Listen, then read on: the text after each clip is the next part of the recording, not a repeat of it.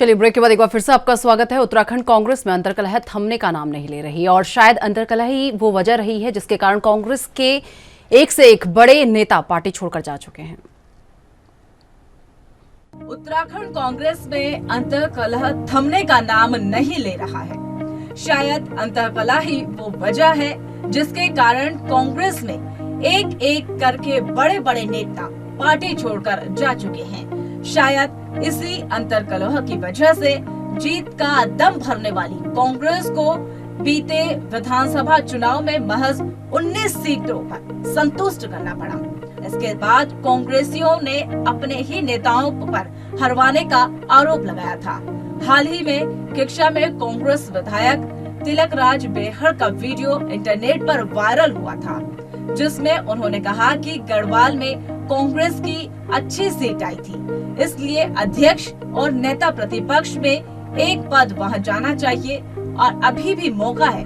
अगर अगला चुनाव जीतना है तो प्रदेश के नेता दिल्ली जाकर अपनी चूक स्वीकार करें। पार्टी ने प्रदेश अध्यक्ष, नेता प्रतिपक्ष और उप नेता का चयन किया है। अच्छा लगा, पार्टी का निर्णय है, पर उस समय मेरे मन में ये बात आई थी कि अच्छा होता एक पद गढ़वाल को देते, एक पद महत्वपूर्ण कुमायूं को देते और एक पद तराई को देते, चाहे हरिद्वार में देते चाहे उधम सिंह नगर में किसी को देते। वो कई वरिष्ठ विधायक थे, पर ये पार्टी से क्यों ऐसा पार्टी ने निर्णय लिया आज तक नहीं समझ में आता कि गढ़वाल के अंदर विधानसभा की सीटें बहुत ज्यादा हैं।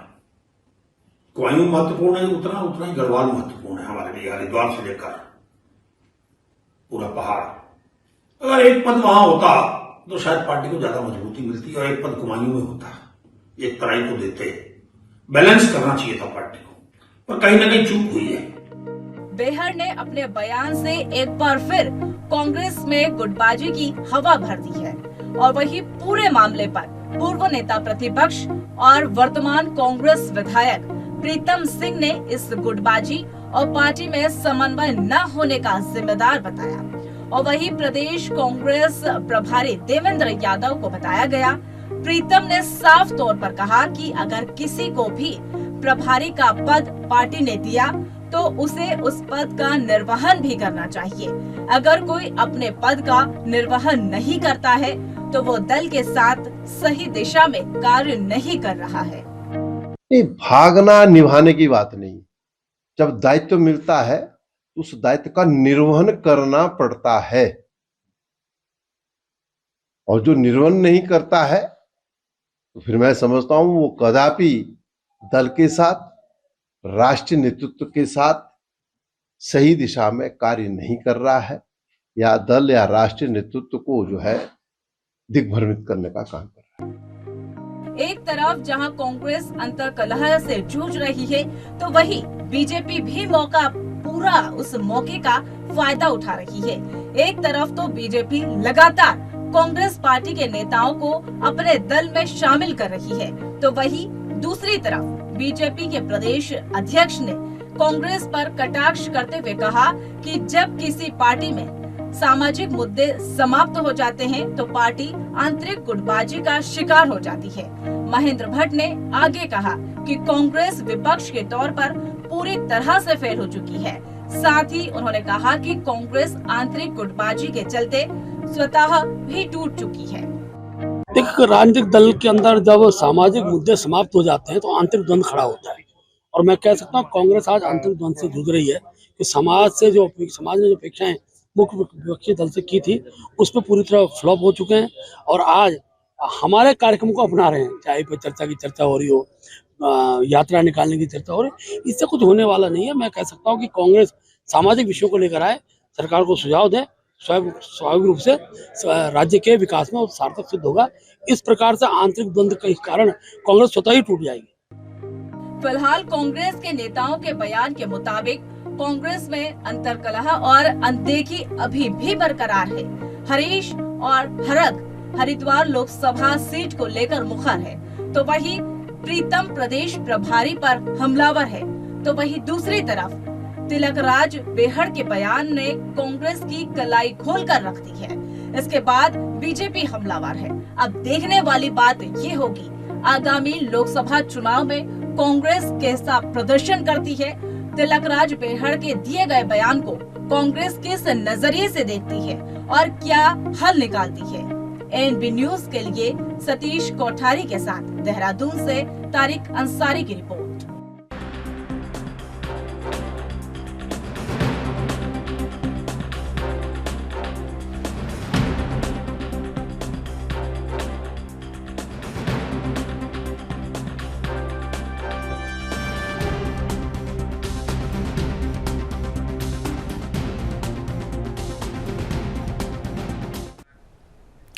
चलिए ब्रेक के बाद एक बार फिर से आपका स्वागत है। लगातार मेहमान हमारे साथ बने हुए हैं।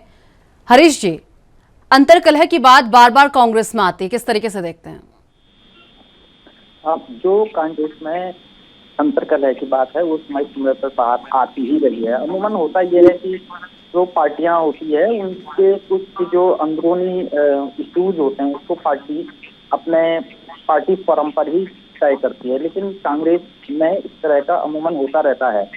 और जब वो अखबार की सुर्खियां बनता है या मीडिया में आ जाती है बात, तो कांग्रेस उसको मित्र उसको आंतरिक लोकतंत्र की बात कहकर टालती है। लेकिन इसका नुकसान भी अंततः कांग्रेस को ही होता है। मतलब एक जमाने में कांग्रेस इतनी बड़ी पार्टी थी, उसी के नेतृत्व में पूरे देश में स्वतंत्रता संग्राम लड़ा गया।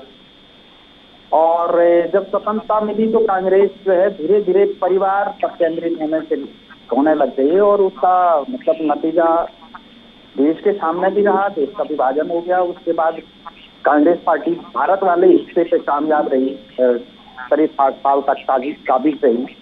लेकिन इस 60 साल में कांग्रेस के बहुत सारे फिरके अलग होते रह गए। टीएमसी है, शरद पवार का गुट है, जयललिता का है, जनसंघ है। एक जमाने में ये सब कांग्रेसी थे।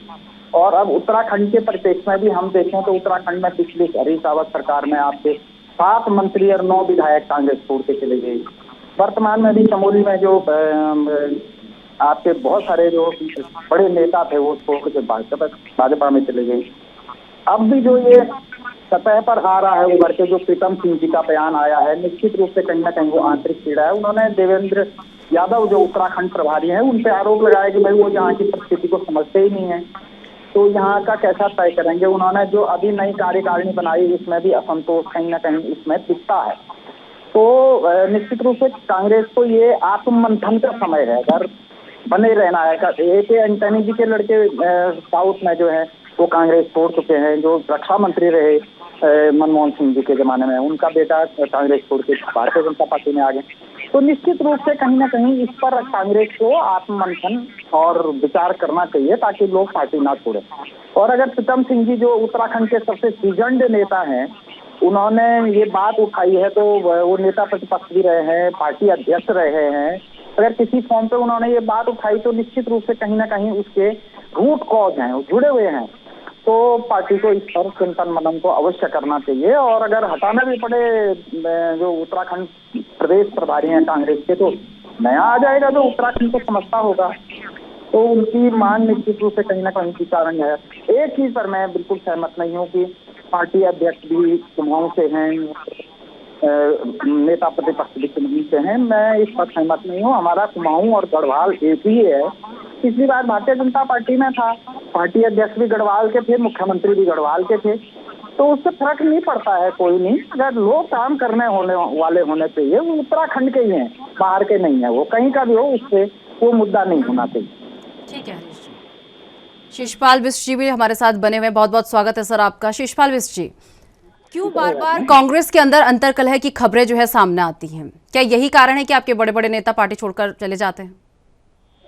देखिए निशा जी, कांग्रेस पार्टी में जो अंतर्कलह की बात मीडिया में चल रही है, इसमें कोई भी सच्चाई नहीं है। कांग्रेस पार्टी में आप देखिए, छोटा से छोटा कार्यकर्ता हो चाहे बड़ा से बड़ा नेता हो, अपनी बात को मुखरता से पार्टी नेतृत्व के सामने कह सकता है। ये पार्टी के आंतरिक लोकतंत्र की खूबसूरती। और अगर कार्यकर्ता या नेता का कोई सुझाव पार्टी हित में है तो पार्टी को जब लगता है कि उसको स्वीकार करना चाहिए, उस पर विचार करना चाहिए, मंथन करना चाहिए, तो पार्टी उस पर करती भी है। अब आप देखिए कि पिछले एक साल से जब से आदरणीय करण महाराज जी प्रदेश अध्यक्ष बने हैं, लगातार ग्रास रूट पर भ्रमण कर रहे हैं, कार्यकर्ताओं से संवाद कर रहे हैं। पार्टी का जमीनी स्तर का कार्यकर्ता आज पार्टी में निर्णायक भूमिका में आ रहा है और उत्साह के साथ जो राष्ट्रीय नेतृत्व के द्वारा प्रदेश को कार्यक्रम लगातार दिए जा रहे हैं। और उत्तराखंड में तो अलग से ही, चाहे भर्ती घोटाला हो, चाहे बेटी अंकिता भंडारी के हत्याकांड हो, चाहे बिपिन रावत हत्याकांड हो, या तमाम प्रकार की जो ज्वलंत मुद्दे उस पर कांग्रेस पार्टी को अधिक फोकस करना पड़ा, जमीन पर उतरे हैं। तो जमीनी स्तर तक, ब्लॉक स्तर तक, ग्रास रूट तक कार्यक्रम। मतलब आप कह रहे हैं कि इंटरनेट पर जो वीडियो इस वक्त वायरल हो रहा है वो भी गलत है? देखिए, ऐसा है कि अब कौन क्या खबर चला रहा है, देखिए ये तो मीडिया की स्वतंत्रता है, लेकिन वायरल जैसी क्या बात है। अगर कोई कार्यकर्ता कोई सुझाव दे रहा है, कोई नेता अगर सुझाव दे रहा है, तो चाहे वो अच्छा है या बुरा है, हम तो लोकतांत्रिक रूप से आलोचना को भी और सुझाव को भी समान दृष्टि से लेते हैं। और पार्टी हित में अगर वो कहीं चिंतन योग्य, मंथन योग्य या उस पर विचार करना, तो उस पर करते हैं खुले मन से। तो हम भारतीय जनता पार्टी के तरह ये नहीं कि अंदर ही नहीं, जो जितनी भी कलह हो लेकिन सड़क पर नहीं आती है, कार्यकर्ता कूदता रहता है, वहीं पर घुट घुट के जीता है। तो कांग्रेस पार्टी में स्वतंत्रता से, सचेतनता से अपनी बात पार्टी नेतृत्व कहता है और उसका कोई बुरा भी नहीं मानता है। तो ऐसा नहीं है कि कांग्रेस पार्टी में जिस प्रकार से चलाई जा रहा है। आप अभी मैं यहाँ पर मेरे से पहले जो बोल रहे थे उनको सुन रहा था साहब की, वो नेता का पुत्र छोड़ के चला गया। अरे पिछले विधानसभा चुनाव में बगल में हिमाचल है, वहां से भारतीय जनता पार्टी के पूर्व प्रदेश अध्यक्ष छोड़ के कांग्रेस में आ गए। तमाम आप देखें कि आज देश भर में नए नए लोग कांग्रेस पार्टी के साथ जुड़ रहे हैं। राहुल गांधी जी की भारत जोड़ो यात्रा से जो उत्साह देश में बना और तमाम लोग आज कांग्रेस पार्टी से जुड़ना चाह रहे हैं। आप देखिए कि स्वयं जो है केंद्रीय सत्ता में बैठे लोगों को लोकसभा बाधित करनी पड़ रही है। तो आप ये देश में बदलाव के संकेत के रूप में देखिए, जिस प्रकार से महंगाई और बेरोजगारी आज देश में बढ़ी है, देश की सार्वजनिक संपत्तियां लुटाई जा रही हैं और एक व्यक्ति के इर्द गिर्द पूरे देश की अर्थव्यवस्था केंद्रित हो गई है। आज देश उसको भी देख रहा है और ये जो कांग्रेस का अंतर्कलह करके प्रोजेक्ट किया जा रहा है, तो ये सारा प्रायोजित है। अगर हमारे घर का मसला है, घर में अगर किसी नेता कार्यकर्ता को दिक्कत है तो हम सुलझा देंगे भाई। भारतीय जनता पार्टी को परेशान होने की जरूरत नहीं है, इसको इशू बनाने की आवश्यकता नहीं है। आप तो अपने दो मुख्यमंत्री त्रिवेंद्र रावत और तीरथ रावत जी को कन्विंस कीजिए, जो सरकार पे भ्रष्टाचार के आरोप लगा रहे हैं। स्मार्ट सिटी में कोई काम नहीं हुआ, भ्रष्टाचार हो, इसको मुख्यमंत्री खुले रूप से कह रहे हैं और 40% कमीशन की बात खुले रूप से कह रहे हैं। आप देखिए, तो ये सारी चीजें हैं उत्तराखंड में जिसपे चर्चा होनी चाहिए। कल 4 मासूम बच्चे चूनी में जल के मर गए, आज उस पर डिबेट नहीं हो रही है। डिबेट कांग्रेस के झगड़े पे हो रही है। अरे कांग्रेस में कोई झगड़ा नहीं है, आप चिंता मत करिए। कांग्रेस एक वृद्ध परिवार है, सारे वरिष्ठ लोग हैं हमारे। अगर कहीं कोई गलतफहमी होगी हम अपना आप दूर कर लेंगे। भारतीय जनता पार्टी को बिल्कुल जरूरत है शिषपाल जी, जरूरत है। चुनाव नजदीक है, जरूरत है परिवार का इकट्ठा होने की, बहुत जरूरत है शिषपाल जी। चुनाव सामने है, ठीक है। रविंद्र जी मुस्कुरा रहे हैं आप काफी, क्योंकि आपको भी पता है इनकी अंतरकलह है कि सीधा फायदा आपको पहुंचने वाला है। शिषपाल जी ठीक है, आपके पास आऊंगी। रविंद्र जी देखिए, फायदा और नुकसान तो विषय बात का है, लेकिन देखिए जिस प्रकार से कांग्रेस का अभी हमारे प्रदेश अध्यक्ष ने जिस प्रकार से कहा कि कांग्रेस के पास ना तो चिंता है, ना चिंतन है, ना मनन है, ना सामाजिक मुद्दों से ये बहुत दूर है। तो जब ऐसा किसी भी पार्टी के अंदर ऐसा योग आ जाता है तो वो फिर वो खुद से लड़ता है। जब उसके पास बाहर का पहलवान लड़ने को नहीं होता है तो वह अंदर के घर के ही लोगों से द्वंद्व करने लगता है। तो ये आज कांग्रेस के अखाड़े की स्थिति है। देखिए, इन्होंने कहा कि भारतीय जनता पार्टी का घुट-घुट के कार्यकर्ता रहता है, तो मैं आपके बता दूं 44 साल का इतिहास हो गया भारतीय जनता पार्टी को। कल ही हमने अपने स्थापना दिवस मनाया है, आज तक भी कोई छोटा बड़ा विघटन इस पार्टी से नहीं हुआ। जबकि आपकी पार्टी को बने हुए आजादी के बाद से अगर गिन ले, वैसे तो अंग्रेजों ने बनाई थी, 72 टुकड़े इस दल के हो चुके हैं, 72 बार इसमें विघटन हो चुका है। तो इससे ही आपको पता लग जाता है कि आंतरिक लोकतंत्र या डिसिप्लिन ये किसे कहा जाता है। और रही बात इसकी, देखिए मुकेरी जी ने भी, हरीश भाई ने भी इस बात को उठाया हम ये किसी भी प्रकार से नहीं मानते कि आप क्षेत्रवाद, भाषावाद को बढ़ावा देने की जिस प्रकार से तिलकराज भेड़ जी ने बयान दिया कि गढ़वाल के लोगों को नहीं बनाया, कुमाऊं के लोगों को बना दिया, ये कहीं ना कहीं समाज के अंदर जब आप इतने प्रतिष्ठित पदों पे बैठे हैं, आप एक विधायक हैं, आप एक बड़ी पार्टी के नेता हैं, आप जब इस तरीके की बात अपने मुख से कहते हैं तो समाज में कहीं ना कहीं ये एक तरीके का द्वेष पैदा करता है। ठीक है, एक दो उसमें एक प्रतिस्पर्धा एक्टिव करता है। तो कहीं ना कहीं इन चीजों से नेताओं को बचना चाहिए। आप ठीक है, शिषपाल जी जवाब देने के लिए बेताब दिख रहे हैं। ठीक है, ठीक है, ठीक है, शिषपाल जी। देखिए निशा जी, भारतीय जनता पार्टी के प्रवक्ता कह रहे हैं कि साहब भाजपा का गठन हुए इतने दिन हो गया, आज तक एक भी मनमुटाव या ऐसा नहीं दिखा, तो ये उमा भारती को भूल रहे हैं। उमा भारती जी ने अपनी नई पार्टी बनाई थी, क्यों बनाई थी भाई? बड़े खुश होकर बनाई थी। प्रवीण तोगड़िया जी आज जो है पूरे अपनी अलग ढबली बजा रहे हैं, जो सबसे बड़े हिंदुत्व के पैरोकार थे, आप भूल गए। आज जिस प्रकार से गडकरी जी जो है लोकतंत्र की बात कर रहे हैं और कह रहे हैं कि लोकतंत्र खतरे में हो गया है, विपक्षी पार्टियों के साथ समान व्यवहार नहीं हो रहा है, तो ये कौन कर रहा है आज देश के अंदर? और आप शायद मदन लाल खुराना जी और कल्याण सिंह जी को भी भूल रहे हैं। मैं आपको याद दिला दूं, अगर आप जिनके घर शीशे के होते हैं तो एक दूसरे के घरों में पत्थर नहीं फेंक करते। उदाहरण देने के लिए बहुत सारे हैं, लेकिन क्योंकि समय जाया होगा इसलिए मैं उसमें नहीं जाना चाहता। कांग्रेस पार्टी को जो चिंतन मंथन करना है, जो ग्रास रूट पर अपने कार्यकर्ता को एक्टिव करना है, अपने कार्यकर्ता में उत्साह भरना है, और जो आज भारतीय जनता पार्टी की जन विरोधी नीतियां हैं, इस प्रकार से आज एक गरीब 2 टाइम की रोटी नहीं जुटा पा रहा है, घर घर में बेरोजगारों की फौज खड़ी हो गई है। इन चुनौतियों से लड़ने के लिए कांग्रेस पार्टी को क्या करना है, क्या नहीं करना है, ये भली बात से हम अपने संगठन को नई चुनौतियों के लिए एकजुट कर रहे हैं, और सारे कार्यकर्ता, सारे नेता आज अपने लक्ष्य के लिए प्रतिबद्ध हैं। अगर कोई अपनी बात को संसदता के कहता है, कोई अगर दिक्कतें हैं तो मैंने कहा घर का मसला हम सुलझा लेंगे, और एकजुट होकर के जो है भारतीय जनता पार्टी को मनमानी नहीं करने देंगे। आपको जनता के जो जवाब है, ज्वलंत सवाल है, उनका जवाब देना ही पड़ेगा। आप चाहे लोकसभा का सत्र बंद करके भागे, चाहे विधानसभा का सत्र 2 दिन में पैकअप करके भागे, लेकिन आखिर आपको जाना जनता की अदालत में पड़ेगा, और जनता की अदालत में आपको घसीटेंगे। किसी भी ज्वलंत मुद्दे पर भागने नहीं देंगे। आप कांग्रेस पार्टी में गुटबाजी कह करके आज के ज्वलंत मुद्दों से जनता का ध्यान नहीं भटका सकते। कांग्रेस पार्टी आपको पुरजोर तरीके से सदन के अंदर और सदन के बाहर घेरने के लिए तैयार है, और आज जो चुनौतियां राज्य के सामने और देश के सामने आज कानून व्यवस्था की है, रोजगार की है, महंगाई की है, विकास की है, उन मुद्दों पर मुखरता के साथ हम घर घर तक आम आदमी का दरवाजा खटखटाने का काम आज कांग्रेस का कार्यकर्ता कर रहा है। भले ही भारतीय जनता पार्टी को आज वो न दिखाई दे रहा हो, क्योंकि ये सत्ता के मद में चूर है। आज ये जमीनी हकीकत को कर रहे हैं कि देश की अर्थव्यवस्था इस प्रकार से। समय का अभाव है शिषपाल जी। ठीक है, ठीक है, ठीक है। रविंद्र जी कुछ कहना चाह रहे थे आप?